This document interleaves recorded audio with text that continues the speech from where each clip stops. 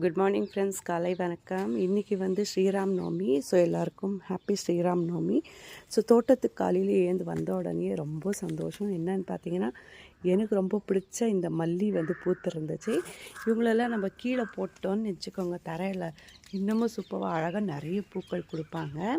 So காலையில் ஏந்த உடனே ரொம்ப ப்ளசண்ட்டான ஒரு வைப்ஸ். என்னன்னு பார்த்தீங்கன்னா, காகத்தோட சவுண்டு, காக்காவோட சவுண்டு, புறாவோட சவுண்டு, நிறைய பேர்ட்ஸ் ஹம்மிங் பண்ணுற சவுண்ட்ஸு, இந்த மாதிரி எக்ஸலண்ட்டாக சூப்பராக இருக்குது.